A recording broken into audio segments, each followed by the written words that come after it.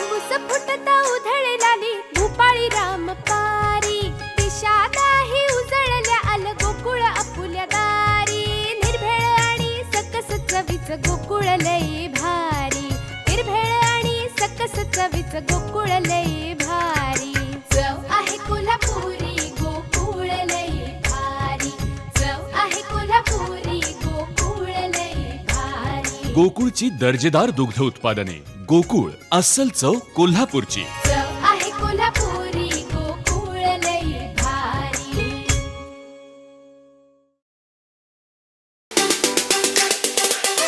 जिल्हा कबड्डी असोसिएशनच्या वतीने मनपूर्वक स्वागत करत आहे।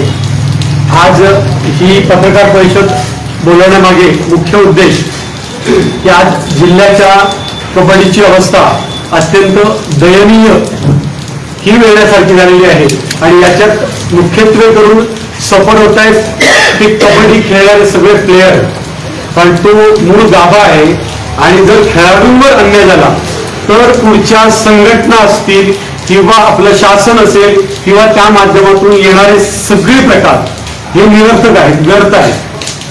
खरं तर गेल्या 15-20 वर्षापासून आपला सिंधुदुर्ग जिल्हा अक्षरशः कबड्डीपासून वंचित आहे असं म्हटलं तरी चालेल, कारण ज्या कबड्डी फेडरेशनकडे या जिल्ह्याचं नेतृत्व होतं त्या कबड्डी फेडरेशनने अक्षरशः कबड्डी या नावाची धुळदाण केलेली आहे।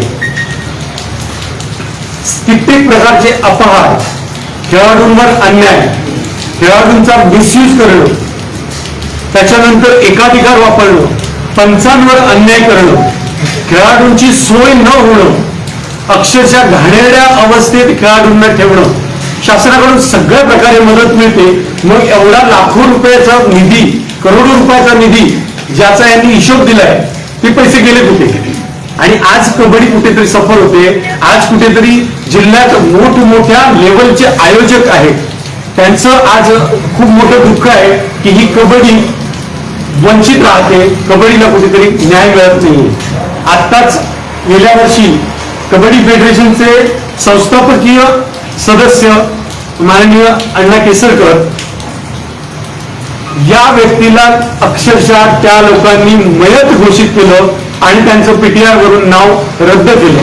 त्यानंतर त्यांनी इंडिव्हिज्युअल याच्यावर रिट दाखल केली आयुक्त कोल्हापूर यांच्याकडे आणि कोल्हापुरातून पूर्णतः न्याय मिळाला म्हणायला हरकत नाही, कारण कबड्डी फेडरेशन सिंधुदुर्ग यांची 2016 पासूनचा सगळा पीटीआर रद्द केलेला आहे आणि आजच्या अवस्थेला 2020 नंतर त्यांनी पीटीआर रिन्युअल सुद्धा केलेला नाही, कारण कित्येक प्रकारचे गैरव्यवहार, कित्येक प्रकारचे अपहार, कित्येक प्रकारच्या चुकीच्या पद्धतीने कबड्डीला तोडून मोडून सत्यानाश जो केलेला आहे तर तो आज मीडियाच्या माध्यमातून कित्येक वेळा आपल्या सगळ्यांच्या समोर आलेला सुद्धा आहे। तर मी विनंती करेन की अण्णा केसरकर यानंतर जे आपलं मत आहे ते त्यांनी व्यक्त करावं।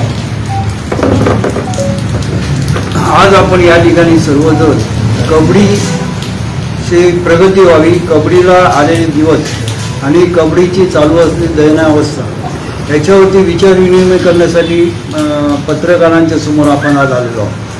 ज्यावेळी मी आधी सिंधुदुर्ग जिल्हा कबड्डी फेडरेशनचा या संस्थापक सदस्य आणि ही जी आमची दुसरी संघटना जी आहे ती त्याला आपण ज्यावेळी कबड्डी फेडरेशन काम करत नव्हते, काम करण्यामध्ये सगळ्या पद्धतीचे भ्रष्टाचार होते, काम करण्यामध्ये गैरव्यवहार होते, ह्या सगळ्याला शह देण्यासाठी आणि त्याला अंकुश ठेवण्यासाठी ह्या कबड्डी असोसिएशनची आपण स्थापना या ठिकाणी केली आणि कबड्डी असोसिएशन आपल्या पद्धतीनुसार आपल्या कार्यवाहीनुसार क्रीडा क्षेत्रामध्ये कार्यरत राहिलेला आहे।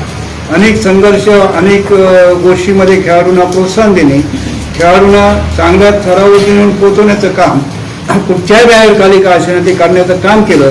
म्हणून आमची या ठिकाणी कबड्डी फेडरेशनच्या वतीने, असोसिएशनच्या वतीने एक मागणी होती की महाराष्ट्र राज्य कबड्डी फेडरेशन जे आहे त्यांनी आमच्या ह्या कबड्डी असोसिएशनला मान्यता द्यावी आणि ही मान्यता आज दिली असती तर आजची वेळ आपल्यावरती आली नसती आणि म्हणून ती जी मान्यता दिली पाहिजे त्यासाठी राज्याचे आपल्या कबड्डी फेडरेशनचे अध्यक्ष अजित पवार आहेत, त्यांची संबंध बॉडी आहे महाराष्ट्र राज्याची, त्या बॉडीने सुद्धा आम्हाला समन्स काढलं मला आणि वेंगुर्ल्याला मिटिंग लावली.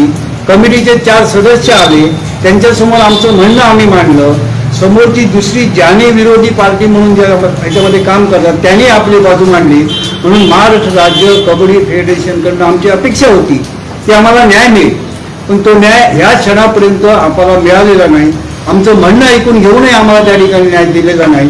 आणि मग सतत त्यांच्याशी संपर्क मुंबईशी साधण्याचं काम नंदन वेंगुर्लेकर असेल, आमचे प्रसाद आरोंदेकर असतील आणि हे जे साधा म्हापशेकर वगैरे ह्या मंडळींनी सतत ठेवलेला संपर्क होता. त्या संपर्कातनं अध्यक्षांच्या निदर्शनास मी स्वतः बाबी अजित पवारांच्या आणूनही त्यामध्ये त्याने आमच्याकडे टोटली दुर्लक्ष केला आणि म्हणून सिंधुदुर्ग जिल्ह्यावरती अन्याय झाला. सिंधुदुर्ग जिल्ह्यातल्या कबड्डीच्या खेळाडूंना दाबले गेले. त्यांना पुन्हा ह्या खेळामध्ये आणण्यासाठी एक जो प्रयत्न व्हायला पाहिजे तो प्रयत्न मी माझ्यावरती मी बोलतो तर मी जाऊन त्याच्यामध्ये सत्य आम्ही सांगतो म्हणून त्याने मला माझं निधन झालं म्हणून जाहीर करून टाकलं. निधन झालं म्हणून जाहीर केलं तरी त्याच्या विरोधात मी कोर्टामध्ये गेलो. कोल्हापूर धर्मादायच्या ह्याच्यामध्ये या ठिकाणी आम्हाला न्याय मिळाला. जी बॉडी आहे ती टोटली त्यांनी बरखास्त केली आणि बरखास्त करून 3 महिन्याच्या आतमध्ये निवडणुका घ्याव्यात अशा पद्धतीच्या सूचना त्या निर्णयामध्ये कोर्टाने दिलेल्या आहेत. आणि मग त्याची अंमलबजावणी करण्यासाठी जे जिल्हा क्रीडा अधिकारी या ठिकाणी जे आहेत त्याने त्याच्यामध्ये लीड केलं पाहिजे. खेळाडू निर्माण करण्याचं काम, खेळाडूंना प्रोत्साहन देण्याचं काम हे जिल्हा क्रीडा अधिकाऱ्याचं असताना त्याने याच्या संदर्भामध्ये काही केलेलं नाही. 4 दिवसापूर्वी एक बैठक आयोजित करण्यात आली, जी पेपरमध्ये आम्ही बैठकीचं निमंत्रण वाचलं की विविध शासनाचे ग्रँट घेणाऱ्या संघटना ज्या आहेत क्रीडा क्षेत्राच्या संघटनेची त्यांनी मिटिंग त्या ठिकाणी लावली. पण प्रत्यक्षात ज्या मॅडमने त्या ठिकाणी मिटिंग लावली त्या 1 तासाच्या नंतर त्या ठिकाणी गायबच झाल्या, त्या निघून गेल्या. मग इथून जी आमच्या इथून गेलेली सगळी मंडळी कबड्डीच्या क्षेत्रातली होती त्यांनी बाजू कोणासमोर मांडायची? हा जर शासनाच्या अधिकाऱ्यांच्या अशा पद्धतीचा जर न्याय असेल आणि वागण्याची पद्धत असेल तर आपण सगळे मराठमोळे असणारे कबड्डी खेळणारे खेळाडू आहोत. मग यावेळी आता यांच्या तंगड्या आपल्याला खेचाव्या लागतील आणि ती खेचण्याची वेळ आज आपल्याकडे आली आणि म्हणून जाहीररित्या त्यांना सांगावं, या क्रीडा अधिकाऱ्यांना जाहीर सांगावं, जे या लोकांना पाठीशी घालतात त्यांना जाहीररित्या सांगावं. हे आता बस झालं, कारण खेळाडूवरती अन्याय होतोय. खेळावरचा अन्याय आम्ही सहन करणार नाही. आम्ही कोकणी माणसं किती सहन करावं याला मर्यादा असते आणि ज्यावेळी मर्यादा संपते त्यावेळी आम्ही मैदानामध्ये उतरतो आणि मग त्या मैदानामध्ये कोणाला कशा पद्धतीने झोपवायचं असतं आणि कोणाला कशा पद्धतीने घेऊन जायचं असतं हे आपल्याला सगळं पूर्ण माहिती आहे. म्हणून क्रीडा अधिकाऱ्यांचा दोष, राज्य कबड्डी फेडरेशनचे आज अधिकारी त्या ठिकाणी बसले आहेत त्यांचा दोष. त्यांनी जर आम्हाला आज न्याय दिला असता, ह्या फेडरेशनला मान्यता दिली असती तर ही वेळ आपल्यावरती आली नसती. एवढा पैसा खर्च करायचा, वेळ खर्च करायचा, नवीन तरुण मुलांना शाळेमध्ये आणि हे सगळं चालू असताना बेकायदेशीररित्या कबड्डी कोल्हापूर धर्मादायचा निर्णय झालेला असताना सुद्धा हे कार्यक्रम आयोजित करतायत. ते क्रीडा अधिकारी त्यांना निमंत्रण देत आहेत. कुठल्या कायद्याने आणि कुठल्या याच्याखाली सगळं चाललेलं आहे? आपण म्हणतो आंधळ धरतं आणि कुत्र पीठ खातं ना, तशा पद्धतीची परिस्थिती आज शासनाच्या वतीनं आणि हे जे रवाडीनं जे काय चुकीच्या मार्गाने चालले ही मंडळी करतात असे ना इलाज असतो म्हणण्याची आमच्यावरती पाळी आलेली आहे आणि हे सगळं आम्ही या ठिकाणी आज भोगतो. आणि म्हणून वृत्तपत्रांना जाहीररित्या सांगावं जे खेळाडू आज तयार होत आहेत त्यांना प्रोत्साहन द्यावं आणि आपण त्याच्यामध्ये हे करावं. मी त्याचा 1983 आम्ही साली कबड्डी संस्था स्थापन केली. मी त्यावेळी राजकारणामध्ये असल्यामुळे आम्ही स्थापन करून शिक्षकांच्या हातात ती संघटना, शिवाजी विषय होते, विलास रांगणेकर होते, त्या मंडळींकडे आम्ही ती सगळी, पीटर आमचा फर्नांडिस होता, ह्या सगळ्यांकडे दिली. त्या क्षेत्रातल्या अनुभवी माणसांकडे टिवे सर होते, सावंत होते, त्या सगळ्यांकडे आणि आम्ही बाजूला होऊन ती चालवून घेत होतो. याच्यामध्ये राजकारण येऊ दिलेलं नव्हतं आम्ही. हे आम्ही एक पट्टे पाडलं कोकणातल्या जिल्ह्यातल्या सामाजिक कार्यकर्त्यांनी. आणि आजची परिस्थिती आपण उलट्या दिशेने जाऊन बघतो. हे राजकारण करणारी मंडळी अशा या चुकीच्या फेडरेशनच्या माध्यमात याला प्रोत्साहन देत आहेत. हे चिंतेची बाब आहे आणि म्हणून यापुढे मी एक सदस्य म्हणून आता मी सुद्धा आता विचार करतोय की आपण याच कबड्डी फेडरेशनची मीटिंग तातडीची आपण बोलवावी. त्याच्या कोर्टाच्या आदेशाप्रमाणे पुढचं पाऊल आपण टाकावं. अधिकारी टाकतात की नाही ते काय ते आपल्याला कळेल. आणि कबड्डी फेडरेशन जे आहे, असोसिएशन जे आहे, त्या सगळ्या खेळाडूंना, सगळ्या कमिटीला त्याच्यामध्ये सामावून घेऊन खेळ चालू राहिला पाहिजे, कबड्डीचं मैदान गाजत राहिलं पाहिजे, यासाठी प्रयत्न करण्यासाठी आमची ही पत्रकार परिषद या ठिकाणी आहे.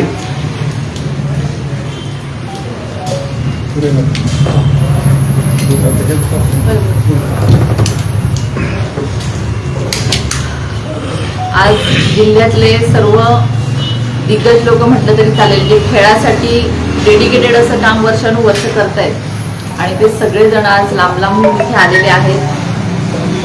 आणि विषय एकच की प्रत्येक आपल्या खेळाडूला न्याय मिळायला पाहिजे. आपल्या अनेक खेळाडू आहेत आपल्या जिल्ह्यामध्ये आणि त्यांना कुठेतरी प्लॅटफॉर्म मिळायला पाहिजे, न्याय मिळायला पाहिजे आणि ह्या हेतूने सगळे एकत्र आले. याच्यामध्ये कुठलाही पक्ष नाही, काही नाही, फक्त एकच खेळाडूंना न्याय मिळणे आणि खेळाडूंसाठी काम करणे असं त्यांचं पूर्ण आयुष्य त्यांनी त्याच्यासाठी कष्ट केलेले आहेत आणि त्यांनी आपापल्या व्यथा इथे मांडलेल्या आहेत. खरं तर आपला कोकण म्हणजे एक खेळाडूंची भूमी म्हटलं तरी चालेल. आपल्या सिंधुदुर्ग जिल्ह्याने अनेक दिग्गज खेळाडू देशाला दिलेले आहेत आणि यापुढेही मिळतील. पण त्याच्यासाठी आत्ता जी ह्या खेळाडूंची आणि ह्या जिल्ह्याची परिस्थिती आहे ती अतिशय दारुण आहे. मी आता गेले कित्येक महिने बघते जवळून की ज्या पद्धतीने हे सगळे मांडतायत त्यांचे विषय, ज्या पद्धतीने भांडतायत किंवा ज्या पद्धतीने म्हणजे चुकीचं असं काहीच नाही, एकदम नियमामध्ये सगळं चाललंय, पण अजून त्यांना न्याय मिळत नाहीये. आजही सिंधुदुर्ग जिल्ह्याला कुणी वाली नाहीये जो या खेळासाठी मुलांसाठी लक्ष देईल. जवळपास आपले 4000 मुलं ही दरवर्षी जिल्ह्यामधनं खेळणारी असतात आणि यांना पुढे कुठेतरी प्लॅटफॉर्म मिळायला पाहिजे, तंत्रशुद्ध शास्त्रशुद्ध शिक्षण मिळालं पाहिजे आणि त्यासाठी आम्ही प्रयत्न करतोय. परवाच आम्ही गेलेलो कलेक्टर ऑफिसला, तर तिथे बघितलं की त्यांनी एक मिटिंग लावलेली. त्यांनी सगळ्या जिल्ह्याच्या सर्व टीमना बोलवलेलं, जे तालुक्यामध्ये काम करणारी जी लोक आहेत संघटनेसाठी, मग कबड्डीसाठी असेल, सगळ्याच म्हणजे खो खो असेल, सगळ्यांसाठी बोलवलेलं.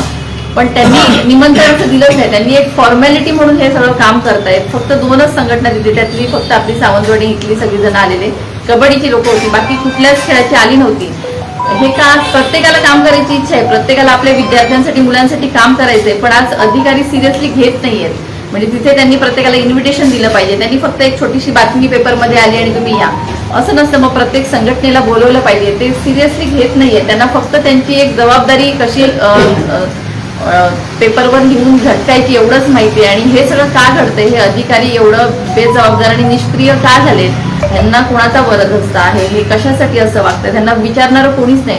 त्यामुळे आता अशी वेळ आहे की सगळ्यांनी एकत्र येणं गरजेचं आहे. आपल्या खेळाडूंसाठी, आपल्या मुलांसाठी आपण एकत्र आलं पाहिजे.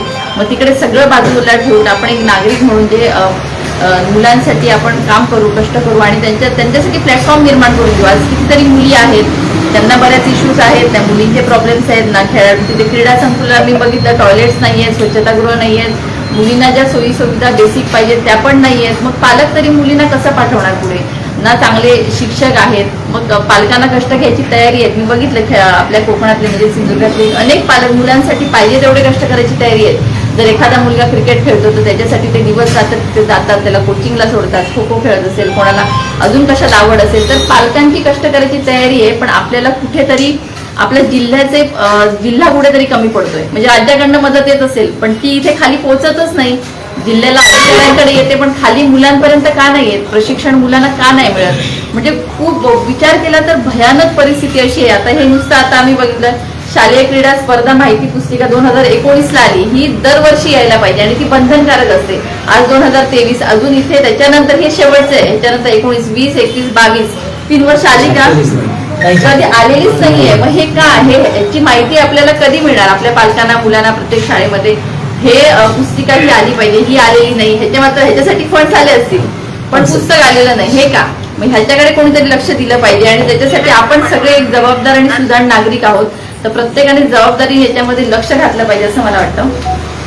त्याच्यानंतर आपल्या क्रीडा युवक सेवा संचालनालय महाराष्ट्र याच्याकडनं आपल्या जिल्ह्यामध्ये 46 पैकी 2च खेळ हे खेळवले जातात आपल्या जिल्ह्यामध्ये. आपल्या जिल्ह्यामध्ये सगळं आहे, प्रयत्न केले तर सगळं होऊ शकतं. मग 46 मधले 2च का, मग अजून खेळ का नाही येत आहे. मग याच्यामध्ये फक्त आहे बुद्धिबळ आणि राज्यस्तरीय स्पर्धा, 2च खेळाचं आयोजन आपल्या सिंधुदुर्ग जिल्ह्यामध्ये होतं. हे काम 46 मधलं किमान 10 तरी व्हायला पाहिजे. हे आपण म्हणजे तेव्हाच कुठेतरी वातावरण निर्मिती होईल. अजून मुलं आपली जी ज्यांचे चांगला गुण कलागुण असतील खेळामध्ये ते पुढे येतील, एक प्लॅटफॉर्म मिळेल आणि आपली मुलं कुठेतरी पुढे जातील. मग ही मागणी आमची आहे आणि याच्यासाठी आपण आता आवाज उठवणार आहोत आणि याच्यासाठी प्रत्येकाने आवाज उठवला पाहिजे. पालकांना बरोबर घेऊन, विद्यार्थ्यांना बरोबर घेऊन आम्ही सगळेजण, म्हणजे कोणताही पक्ष इथे न घेता आम्ही सगळे त्याच्यासाठी प्रयत्न करणार आहोत, आवाज उठवणार आहोत. आणि आज बऱ्याच अडचणी येतात. काल पण गेले तर अधिकारी बेजबाबदारपणे बोलत होते, म्हणजे त्यांना आम्ही अक्षरशः बोलून आलो की तुम्हाला इथे आम्ही आवाज उठवल्याशिवाय तुमचे डोळेच उघडणार नाही आहे, तुम्ही म्हणजे सरळ आपण बोलून आलो त्यांना. त्यामुळे इथे कुठेतरी आवाज उठवायची गरज आहे आणि आम्ही सगळे त्याच्यासाठी रस्त्यावर उतरू. आम्ही पाहिजे ती कष्ट करायची आमची तयारी आहे. आणि कबड्डीचा विषय झाला, आता 2-3 वर्ष पूर्ण कबड्डीचे आमचे खेळाडू वाऱ्यावर आहेत. तर अगदीच कुठला संघ असोसिएशनला जर तोपर्यंत परमिशन नाही मिळाली किंवा काही झालं तर आम्ही व्यावसायिक संघ सुरू करू शकतो ना. मग असोसिएशनच्या माध्यमातून आम्ही व्यावसायिक संघ सुरू करू. आमच्या मुलांना एक प्लॅटफॉर्म मिळेल, आमची मुलं बाहेर खेळायला जातील, आमची मुलं चमकतील.